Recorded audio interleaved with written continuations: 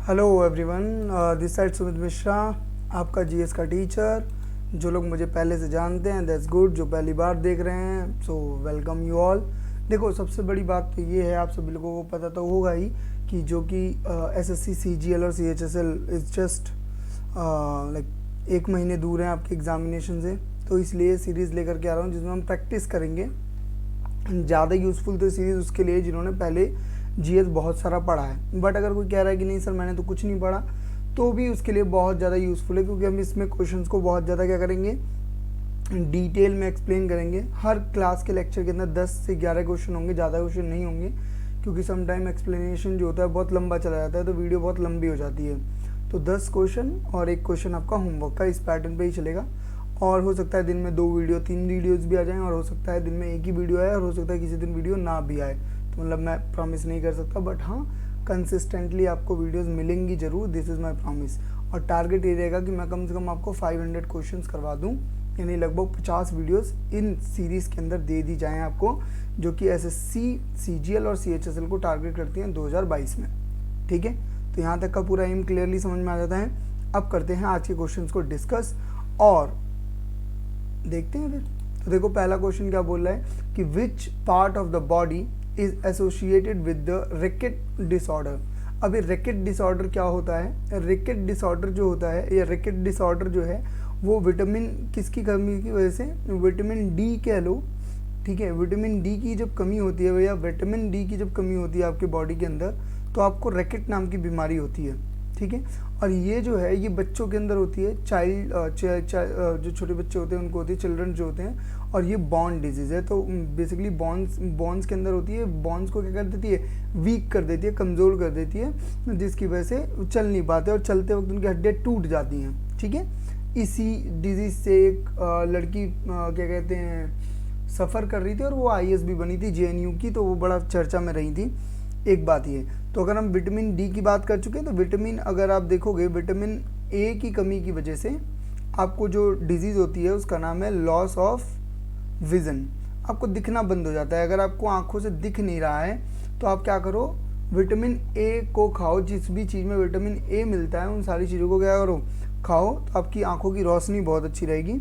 ऐसे ही अगर हम बात करें विटामिन सी की, तो विटामिन सी की कमी की वजह से आपका क्या कहते हैं, स्यूकेरवी करके एक रोग होता है। स्यूकेरवी, आप मे बी मैंने प्रोनाउंशिएट गलत कर दिया हो।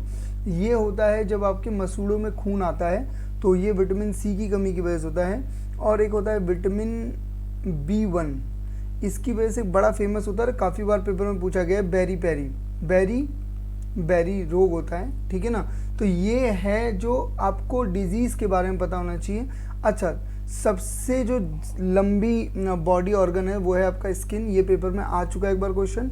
ठीक है ना, आपकी सबसे बॉडी में जो सबसे बड़ा पार्ट होता है, सबसे लंबा पार्ट होता है, वो कौन सा होता है? आपका स्किन जो है वो सबसे लंबा पार्ट होती है। क्लियर है बात यहाँ पर? दूसरा देखो, बड़ा ही न्यूज़ में तो खैर रहा ही है स्टैचू ऑफ यूनिटी, हर रोज़ कुछ ना कुछ बारे में आता ही रहता है, बट यहाँ पे इन्होंने क्वेश्चन बड़ा ही अच्छा क्या करा है, फ्रेम्ड करा है। जनवरी 2021 का करंट अफेयर का क्वेश्चन है, और क्वेश्चन ये बोल रहा है, how many trains were flagged off by the prime minister Narendra Modi in January 22 to connecting the location of the Statue of Unity to different part of India. So basically different part of the India से क्या करा गया है, rail के लिए connectivity बनाई गई है, जिससे कोई भी देश का जो नागरिक है वो स्टैचू ऑफ यूनिटी तक क्या कर सके, पहुंच सके। मेन मुद्दा तो ये है। अच्छा, और ये कितने वेज बना दिए इन्होंने, तो ये 8 रास्ते ऐसे तैयार कर दिए हैं, 8 रूट्स पर ट्रेन चल रही हैं, जो आपको कहाँ ले जा करके छोड़ेंगी, स्टैचू ऑफ यूनिटी पर ले जा करके छोड़ेंगी। अच्छा, स्टैचू ऑफ यूनिटी की जब बात आती है तो याद रखना कि भाई एक तो ये सरदार वल्लभ भाई पटेल जी को समर्पित है, और 31 अक्टूबर 2018 को इसका क्या किया गया था, इनॉग्रेट किया गया था, और उस समय 138 बर्थडे मनाया गया था। अच्छा, 31 अक्टूबर को ही हम लोग मनाते हैं नेशनल यूनिटी डे। क्या मनाते हैं? National unity day. अब ये यूनिटी डे क्यों मनाया जाता है? देखो, इंडिया बहुत सारा, जब इंडिया आज़ाद हुआ था ना, तो बहुत सारी रियासतों में बटा हुआ था, और इसको कहीं ना कहीं मिलाने का जो क्रेडिट है वो दिया जाता है सरदार वल्लभ भाई पटेल को। तो सरदार वल्लभ भाई पटेल ने यूनाइट किया इंडिया को, तो इसलिए इनको क्या बोला जाता है, इनके डे को, इनके बर्थडे को कैसे मनाया गया, नेशनल यूनिटी डे के रूप में मनाया गया। पहली बात है कि दूसरा, इनको इंडिया का आयरन मैन भी कहा जाता है। हाँ, हमारे अपने खुद के आयरन मैन है। अच्छा, एक बात और याद रखना बच्चों, आयरन मैन भी कहा गया इनको, और एक जो बहुत इंपॉर्टेंट बात है वो ये कि इंडिया की जो ब्यूरोक्रेसी है उसके मॉडर्न फादर भी इन्हीं को कहा गया है। ये पूरा फ्रेमवर्क जो इंडिया के आज ब्यूरोक्रेट्स देखते हो आप, वो पूरा का पूरा सरदार वल्लभ भाई पटेल ने ही तैयार करा है। अब जिनको नहीं पता व्हाट इज द ब्यूरोक्रेसी, तो आप ऐसा समझ लो, जो IAS IPS बनते हैं, जो टॉप नॉच होता है जॉब्स का, A ग्रेड जॉब जो होती हैं, उन सभी को हम लोग क्या कहते हैं, ब्यूरोक्रेट्स कहते हैं। They are the ruler of the country. आपको PM दिखता है, बट PM कुछ भी करते हैं वो अपने पर्सनल सेक्रेटरी से पूछते हैं। पर्सनल सेक्रेटरी जिस एरिया में आते हैं, personal secretary, joint secretary, directorate, IAS, ये सब के सब लोग ब्यूरोक्रेसी का पार्ट है। क्लियर है बात। अच्छा, स्टैचू ऑफ यूनिटी को डिज़ाइन करा है, यानी जो इसके जो इन्होंने इसको क्या करा है, स्कल्प्टर तैयार करा है जो इसका, वो है राम वी सूत्रा,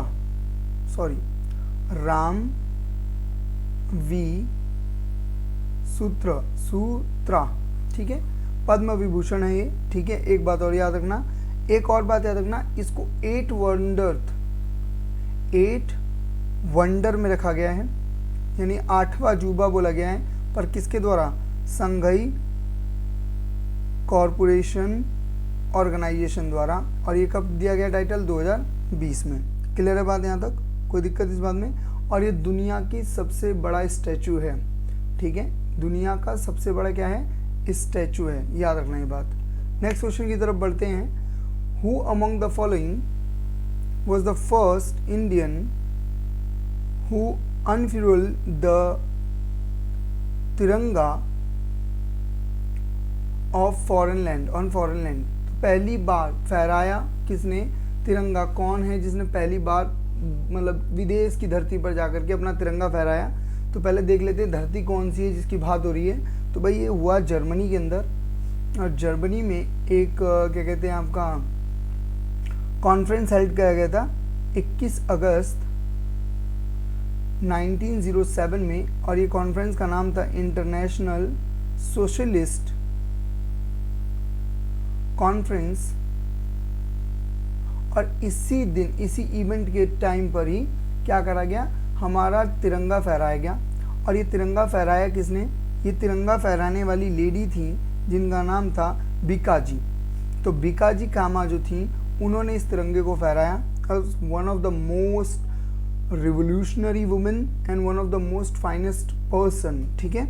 आप इनके बारे में पढ़ोगे तो आपको पता चलेगा। इनकी जो डेट ऑफ बर्थ है, जब ये पैदा हुई, तो ये पैदा हुई आपका 24 सितंबर 1861 में, और इनकी जो डेथ हुई वो हुई 13 अगस्त 1936 में। अच्छा, एनी बेसन के बारे में तो आप लोगों को पता ही होगा, ये इंडियन नेशनल कांग्रेस की फर्स्ट वुमेन प्रेसिडेंट है, इस बात में तो कोई डाउट नहीं है। और इन्होंने 1916 में क्या करा था, होम रूल लीग की स्थापना करी थी। बेगम हजरत महल कह सकते हो कि एक तो बेगम थी कहाँ की, अवध की, और 1857 के रिवॉल्ट में अवध की तरफ से यही पार्टिसिपेट कर रही थी, अवध के पार्ट पर यही लड़ रही थी। और अगर हम बात करें किसकी, लक्ष्मी सहगल की, तो लक्ष्मी सहगल जो थी वो आपके इंडिया की जो all India democratic women association थी, जिसकी स्टैब्लिशमेंट हुई थी 1981 में, उन्होंने इसकी फाउंडिंग मेंबर यही थी, ठीक है। तो मैंने थोड़ी सी आपको इन्फॉर्मेशन दे दी है।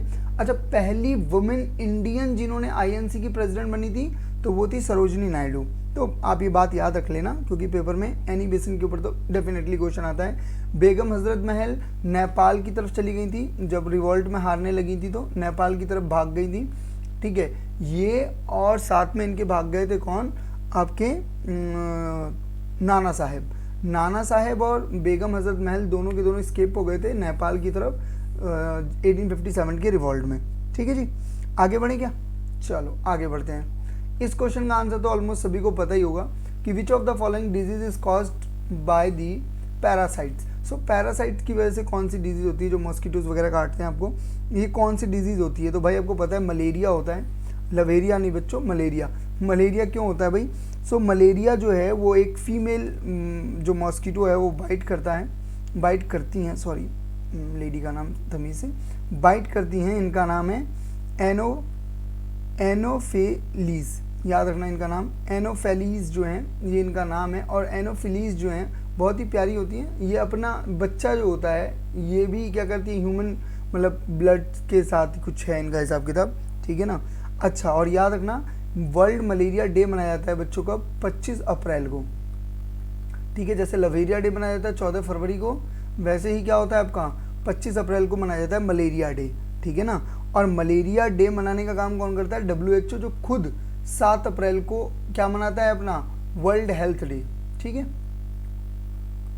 आजकल तो बड़ा विवादों में रहा था कोविड की वजह से, बहुत गालियाँ सुनी है इस बेचारे ने।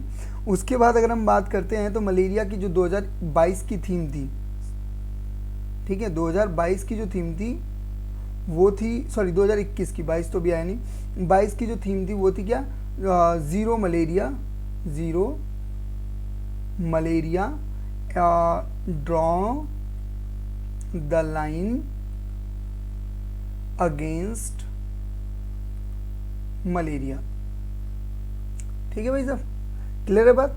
निमोनिया आपको पता है शोकेस की वजह से होता है। ग्यूटर जो है वो आपके जो थायराइड ग्लैंड जब बढ़ जाते हैं तो गले के अंदर सूजन हो जाती है। और प्लेग तो आपको मतलब किन को ही नहीं पता अभी, ठीक है, क्या क्या हो गया प्लेग की वजह से, तो क्लियर है बात। यहाँ पर आगे बढ़े, नेक्स्ट क्वेश्चन की तरफ बढ़ते भाई। Which of the following is a work state craft written by the Krishnadeva Raya? हाँ भाई, कृष्णदेव रॉय कौन है? पहले तो हिस्ट्री का क्वेश्चन है ये, तो पहली बात तो ये क्लैरिफाई कर दूँ।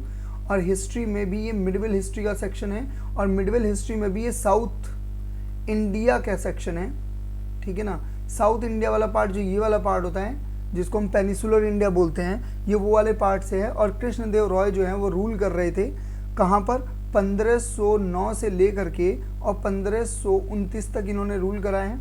और ये जिस डायनेस्टी पर रूल कर रहे थे, ठीक है, डायनेस्टी कह लो, सॉरी हाँ, जो डायनेस्टी थी वो थी संगम डायनेस्टी, सॉरी हाँ संगम डायनेस्टी।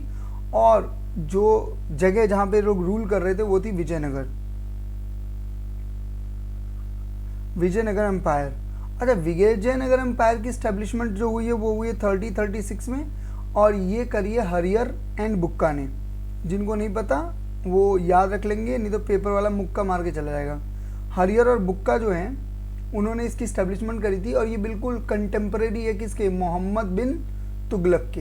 ये भी बात याद रखें, मोहम्मद बिन तुगलक के सेम टाइम पीरियड पर ये आया था। अच्छा, विजयनगर की कैपिटल कही जाती है हम्पी, और हम्पी जो है इस समय कर्नाटक के अंदर लाई करता है। और हम्पी को 1986 में क्या करा गया था? यूनेस्को ने वर्ल्ड हेरिटेज साइट में रखा है, किसमें? वर्ल्ड हेरिटेज साइट में। अच्छा, तो कृष्णदेव रॉय ने एक किताब लिखी थी जिसका नाम था अमुक्त मल्ल्याद, ठीक है, तेलुगु में लिखी हुई है। अमुक्त मल्ल्याद जो है वो इन्हीं की लिखी हुई है, ये बात याद रखना, पेपर में आ सकता है, फिर पता चलेगा। अच्छा, कृष्णदेव रॉय और राणा सांगा, ठीक है, राणा जी माफ करना वाला राणा सांगा, इन दोनों का नाम बाबरनामा के अंदर भी है। और बाबरनामा आपको पता है कि ये किसकी लिखी हुई है, मतलब बाबरनामा किसकी है? ये आपके बाबर की ऑटोबायोग्राफी है, ठीक है। चलें आगे बढ़े, क्लियर है बात। हैंडराइटिंग नहीं समझ में आएगी तो आप मेरे बोलने से वीडियो को पॉज कर करके लिखते हुए चलना, मतलब मैं अंतर्राष्ट्रीय लेवल का ही लिखता हूँ, ये ऐसा नहीं है इस पे लिख रहा हूँ, मैं बोर्ड पे भी ऐसा ही लिखता हूँ। आगे बढ़ते हैं next. With which of the following sports in the term of chainman associated? मेरे को नहीं पता था इस क्वेश्चन का आंसर, लिटरली मैंने ये क्वेश्चन बिल्कुल नया देखा और मैं अचंभित हो गया था इस क्वेश्चन के आंसर को देख करके। तो जो चैनमैन होता है जो उसको बोलते हैं आपका क्या, ये कौन से खेल से है? तो इसका आंसर है क्रिकेट, क्रिकेट से संबंधित है भैया ये। और याद रखना चैनमैन होता कौन है, ये वो बंदा होता है जो लेग स्पिन डालता है, लेग स्पिन डालता है और लेफ्ट आर्म का बॉलर होता है। लेफ्ट आर्म बॉलर क्या डाल रहा है? लेग स्पिन करा रहा है, तो उसको चैनमैन बोलते हैं। और ये बात याद रखना, ये जो है इंडिया में कौन करते हैं? कुलदीप यादव जो हैं वो इसी काइंड के बॉलर हैं, ठीक है। अब आप एक्शन देख लेना, पोलो वही है जिसको खेलते वक्त ये हॉर्स पोलो कह लो, पोलो ही खेलते वक्त क्या हुआ था आपके दिल्ली सल्तनत के फाउंडर, क्या नाम है उनका, कुतुबुद्दीन ऐबक, गिर गए थे घोड़े से और उनकी मौत हो गई थी। ठीक है। टेनिस के अंदर जो वर्ड यूज होते हैं, जैसे टेनिस के अंदर गेम पॉइंट यूज होता है, आपको पता होना चाहिए। टेनिस के अंदर ड्रॉप शॉट यूज होता है।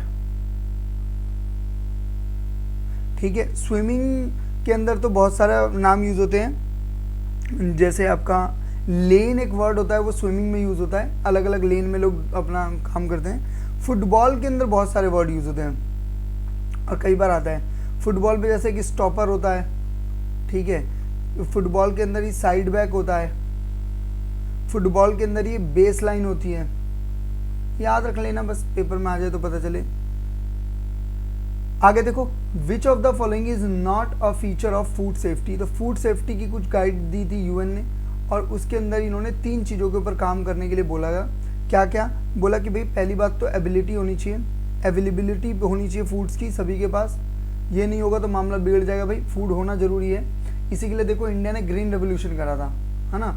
ग्रीन रेवोल्यूशन के बाद क्या हुआ कि भाई फूड की जो हम लोग भाई सूखे से और बहुत कुछ से गुजर रहे थे, भुखमरी से गुजर रहे थे, तो 1969 में जो एम स्वामीनाथन की वजह से जो क्या आया, ग्रीन रेवोल्यूशन आया, उसने कहीं ना कहीं एबिलिटी वाला सीन तो बढ़ा दिया।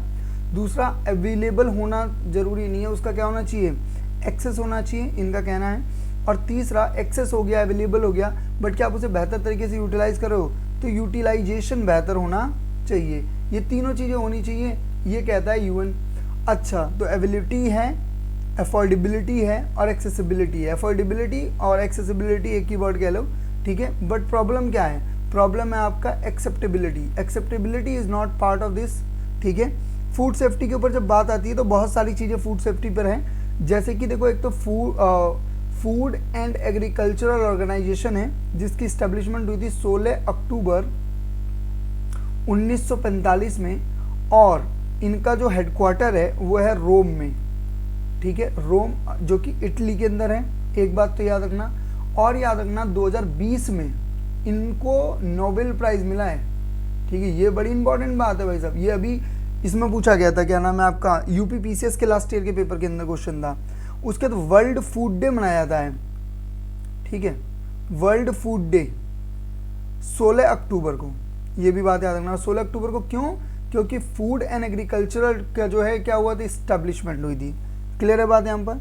अच्छा, भारत ने फूड को लेकर के बहुत सारी चीजें शुरू करी, जैसे 2007 में इन्होंने शुरू करा था क्या, नेशनल फूड सिक्योरिटी मिशन। और आपको एक और बता दूं, इन्होंने शुरू करा प्रधानमंत्री फसल बीमा योजना, फूड सेफ्टी के ऊपर ये बात, ये भी। और इन्होंने शुरू करा राष्ट्रीय किसान विकास योजना, ये भी फूड सेफ्टी के ऊपर ही है।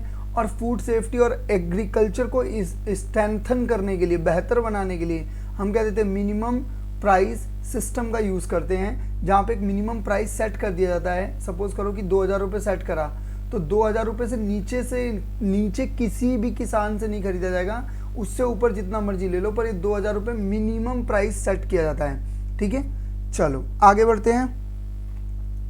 ये बोल रहा है, is created collision of convergent plate boundaries. तो जब दो प्लेट्स आपस में, मान लो प्लेट ए है और ये प्लेट बी है, जब कुछ इस तरीके से दो प्लेटें होती हैं, अब ये प्लेटें क्या हैं, तो ये होता है plate tectonic. Plate tectonic theory कहती है कि जो पूरा का पूरा जो वर्ल्ड है, पूरा का पूरा जो इंडिया मतलब अर्थ है, वो 7 या 8 मेजर प्लेटों में टूटा हुआ है और माइनर प्लेटों में टूटा हुआ है। और ये प्लेटें आपस में क्या करती हैं, मूव करती रहती हैं। और जब ये मूव करती हैं तो इनसे क्रिएशन और डिस्ट्रक्शन दोनों ही होता रहता है। इसी तरीके का एक कन्वर्जन प्लेट बाउंड्रीज होती हैं, जब एक दूसरे को क्या करती हैं, दबाती हैं, तो जो ऊपर वाला हिस्सा होता है वो क्या क्रिएट करता है, माउंटेन बिल्ड करता है। और इसी की क्रिएशन है आपका क्या, हिमालयाज, जिसे हम यंग माउंटेन या फोल्ड माउंटेन, यंग माउंटेन और यंग में भी कौन सा, फोल्ड माउंटेन का पार्ट बोलते हैं। ठीक है जी। अच्छा, एक बात और ध्यान रखना कि आपका जब हम बात करते हैं किस चीज के बारे में, मिड ओशनिक रिज्ड के बारे में, तो इसका मतलब होता है जो गहरा होता है, और ओशन जहाँ से भी ठीक है उसे रिज्ड कहते हैं। ओशनिक ट्रिच का मतलब होता है जहाँ से दरारें आ रही होती हैं ओशन के अंदर, ठीक है। लैंड ओरिजन का मतलब, इरोजन का मतलब होता है जब बारिश पड़ती है, ठीक है, तो जो लैंड का पार्ट धीरे धीरे क्या होता चला जाता है, आगे बढ़ता है, यही जाके बाद में क्या क्रिएट करता है, बेसिन क्रिएट करता है, ठीक है। तो पानी जो बहता है, मिट्टी के अंदर जो कटाव आ रहा होता है उसे लैंड इरोजन कहते हैं। क्लियर है बात? तो इसका आंसर होगा सी, माउंटेन बिल्डिंग। क्लियर है बात? यहाँ पर आगे बढ़े, नेक्स्ट क्वेश्चन देखो, who among the following never become the vice president of India. तो इनमें से कौन सा कभी भी इंडिया का वाइस प्रेसिडेंट नहीं रहा? तो भाई जो गुलजारी लाल नंदा थे वो भारत के कभी भी क्या नहीं रहे, वाइस प्रेसिडेंट नहीं रहे। हालांकि वो 2 बार क्या रहे हैं, प्रेसिडेंट रहे हैं। एक बार जब पंडित जवाहरलाल नेहरू जी का निधन हुआ था तो 1964 में, और दूसरी बार जब 1966 में। तो 2 बार ये क्या रहे हैं, आपके प्रेसिडेंट ऑफ इंडिया रहे हैं। एक बात ये। दूसरी बात, अगर हम वाइस प्रेसिडेंट की बात करें तो मैं एक और इम्पॉर्टेंट नाम है जाकिर हुसैन जी के बारे में बता दूं। जाकिर हुसैन जी जो थे वो 2nd वाइस प्रेसिडेंट थे। एक बात तो ये याद रखना। दूसरी बात ये याद रखना कि फर्स्ट मुस्लिम प्रेसिडेंट रहे इंडिया के, ठीक है। और ये फर्स्ट प्रेसिडेंट थे इंडिया के जिनकी ऑफिस के अंदर डेथ हो गई थी, ऑफिस के अंदर ही इनकी डेथ हो गई थी। बड़ा ही दुखद घटना थी। अच्छा, जाकिर हुसैन जी की डेथ कब हुई थी ये भी बड़ा इंपॉर्टेंट है, याद रखना, 3 मई और 1969 को, ठीक है। अच्छा, वाइस प्रेसिडेंट की बात आती है तो एक बात याद रखना, वाइस प्रेसिडेंट का जो कॉन्सेप्ट है इंडिया में वो आर्टिकल किस में दिया हुआ है, 63 में। वो बोलता है भाई वाइस प्रेसिडेंट तो चाहिए। अच्छा, और वाइस प्रेसिडेंट अगर कोई बन गया तो आर्टिकल 64 ये कहता है कि भाई वो चेयरमैन होगा कहाँ का, बाय डिफॉल्ट चेयरमैन होगा किसका, राज्यसभा का। अच्छा जी, और आर्टिकल 66 कहता है कि भाई इलेक्शन करवा दो किसके, वाइस प्रेसिडेंट के। याद रखना, वाइस प्रेसिडेंट के क्या होते हैं, इलेक्शन होते हैं। और आर्टिकल 69 क्या कहता है कि भाई प्रेसिडेंट को क्या लेनी चाहिए, वाइस प्रेसिडेंट को क्या लेनी चाहिए, ओथ लेनी चाहिए। क्लियर है बात? और अगर भाई साहब को रिजाइन करना है तो अपना रेजिग्नेशन लेटर किसको देंगे, ये प्रेसिडेंट को अपना रेजिग्नेशन लेटर देंगे। क्लियर है बात यहाँ तक? तो ये थोड़ा सा इन्फॉर्मेशन दे दी मैंने आपको वाइस प्रेसिडेंट की। हालांकि वाइस प्रेसिडेंट के इलेक्शन में सिर्फ और सिर्फ member of parliament he participate करते हैं, ठीक है ना, चाहे वो इलेक्टेड मेंबर हो चाहे वो नॉमिनेटेड मेंबर हो। क्लियर है बात बच्चे यहाँ पे? नेक्स्ट क्वेश्चन और आज की क्लास का लास्ट क्वेश्चन है। क्या बोलता है भाई क्वेश्चन कि व्हेन इज द नेशनल, कहाँ गया पेन मेरा, when is the national girl child day observe. तो गर्ल चाइल्ड डे मनाया जाता है बेटी बचाओ बेटी पढ़ाओ, बीबी, ठीक है ना, बेटी बचाओ बेटी पढ़ाओ। और ये 24 जनवरी 2008 को ये योजना लॉन्च करी गई थी।